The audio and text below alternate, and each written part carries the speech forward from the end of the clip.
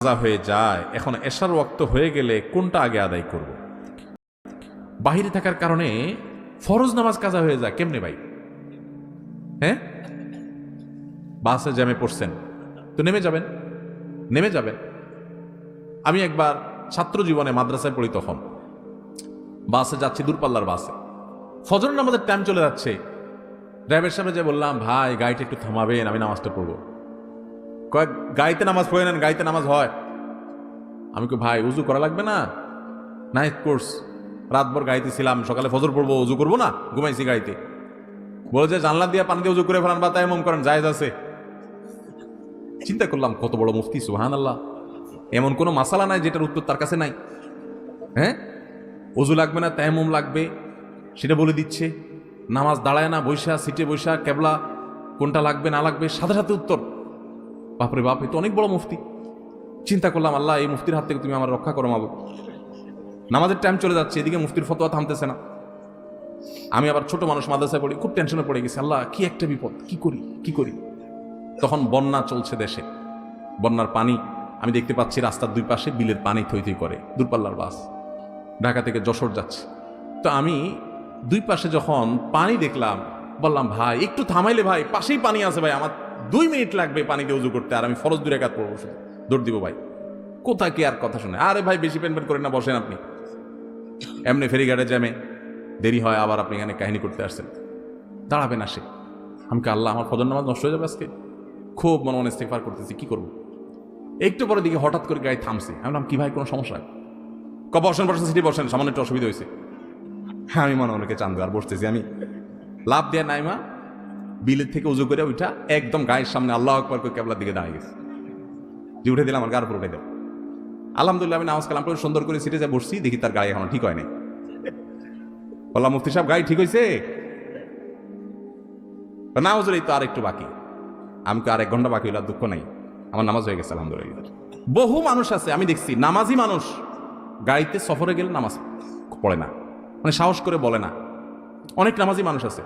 আপনার উঠার সময় হিসাব করা উচিত, ড্রাইভারের সাথে চুক্তি করা উচিত, ভাই আমি তোমার গাড়িতে উঠবো, যাবো, আমাকে কিন্তু নামাজের ছুটি দিতে হবে, নামাজের সুযোগ দিতে হবে। এবং অনেকে আছে দেখি ট্রেনে নামাজ পড়ে না, বিমানে নামাজ পড়ে না। আরে বিমানে আমি জেদ্দা থেকে আসতেছি, ওমরার যাত্রী, হজের যাত্রী, হজের সফরও দেখছি, ওমরার সফরও দেখছি, যে সব টাক মাথা, মানে সব ওমরা করে আসতেছে। তো সব চুলচাচা মানুষ ওমরা করে আসতেছে, মাশাআল্লাহ। নামাজের রক্ত চলে যাচ্ছে, দেখি সব দিব্যি ঘুমাইতেছে। কিছু কিছু চাচা আছে দেখি যে পান খাইতেছে বিমানের ভিতরে। নামাজের টাইম চলে যাচ্ছে। বললাম চাচা নামাজ পড়ছেন? কয় না তো বাবা। তো নামাজ পড়েন নাই? টাইম চলে যাচ্ছে তো, পান খাইতেছেন। কয় বিমানের নামাজ পড়বো কেমনে? বিমানের পান নিয়ে আসছেন, বিমানে পান পাওয়া যায় না, বিমানের অন্যান্য খানা দিল, পানটা আপনাকে দিবে না, এটা বুঝেন, এটা মাথায় আছে, সেজন্য পান সাথে নিয়ে আসছেন। তো বিমানে যদি উজু করতে না পারেন, বুড়া মানুষ, তাই মাটি আনেন নাই কেন? নামাজের গুরুত্ব বুঝে না। ভাইরা আমার, নামাজ কি জানেন? ওমর ফারুক রাদিয়াল্লাহু তাআলা আনহু ফজরের নামাজে ছিলেন। ফিরুজাল লুন নামক অগ্নিপূজক যখন খঞ্জর দিয়ে তার পেটে আঘাত করেছেন, নাড়ি বুড়ি বের হয়ে গেছে, কিন্তু প্রাণ তখনও বের হয় নাই। উনি তো লুটায় পড়ে গেছেন। ওনাকে নিয়ে যাওয়া হলো। যখন নিয়ে যাওয়া হয়েছে, উনি নামাজের ইমামতি করতেছিলেন ওই অবস্থা। যখন তাকে নিয়ে যাওয়া হলো, ওমর ফারুক রাদিয়াল্লাহু তাআলা আনহু মানে সেন্সলেস, তো হঠাৎ সেন্স আসলে উনি মাথাটা উঁচু করছেন। ওনার ছেলে মেয়েরা, পরিবারের লোকেরা সবাই দৌড়ে আসছে, মনে করছে শরীর থেকে এত রক্তক্ষরণ হয়েছে, প্রাণ বের হয়ে যাবে যে কোনো মুহূর্তে, হয়তো একটু পানি চায় শেষ মুহূর্তে। মানুষের গলা শুকায় যায় এই টাইমে, যে রক্ত সব বের হয়ে যাচ্ছে, কষ্টের চলে হয়তো পানি টানি চাইবে বা কোনো ওসিয়ত করবে মরার সময় বাচ্চাদেরকে। যখন মাথা উঁচু করছেন, কাছে যখন পরিবারের লোকরা আসছে, তখন বলছে যে ফজরের নামাজটা তো বাকি আছে। যে মানুষগুলো জামাতে নামাজ পড়ছিল তাদের নামাজের কি হচ্ছে আর আমার নামাজের কি হচ্ছে, নামাজ নিয়ে চিন্তা এবং প্রশ্ন, রু বের হয়ে যাচ্ছে। তখন আমাদের প্রিয় নবী সাল্লাল্লাহু আলাইহি ওয়াসাল্লাম জীবনের শেষ ওসিয়ত, শেষ উপদেশ, আসসালাহ আসসালাহ ওয়া মা মালাকাত, ও দুনিয়ার মানুষ, নামাজ নামাজ খেয়াল রাখিও। কিয়ামতের ময়দানে দেখবেন প্রথম হিসাব আল্লাহ তাআলা নেবেন, আমলের মধ্যে প্রথম হিসাব নেবেন, নামাজের হিসাব আগে দাও। নামাজের হিসাব যা ঠিকঠাক হয়ে গেছে, ভেজাল পাওয়া যায় নাই, অন্য সবগুলো আল্লাহ তাআলা সহজ করে দিবেন। এই জন্য ভাইয়ের আমার, কোনো অজুহাতে গাড়ির জ্যামে পড়ছেন, এটা করছেন সেটা করছেন, এই অজুহাতে নামাজ দেরি করবেন, এই সুযোগ আপনি প্রয়োজনে গাড়ি ছেড়ে দিবেন। হ্যাঁ, কোথাও যদি এরকম হয় যে এই মুহূর্তে এই জায়গায় গাড়ি ছাড়লে আপনি বিপদে পড়তে পারেন, তাহলে সেটা ভিন্ন কথা। কিন্তু ওইরকম কেস সাধারণত আমাদের দেশে এরকম জায়গা নাই, খুব কম। আপনি চাইলে নামাজ পড়তে পারেন। অতএব কোনো ওয়াজিফাতে নামাজ কাজা করা যাবে। আল্লাহ তাআলা আমাদের সবাইকে তৌফিক দান করুন। যদি কোনো কারণে কাজা হয়ে গেছে, আপনার ইচ্ছার বাইরে ভুলে গেছেন বা ফাঁসা গেছেন কোনো কারণে, তাহলে পরবর্তীতে আপনি নামাজগুলো পড়ে ফেলবেন এবং যে কাজা হয়ে গেল এটার জন্য আল্লাহর কাছে মাপ চাইবেন।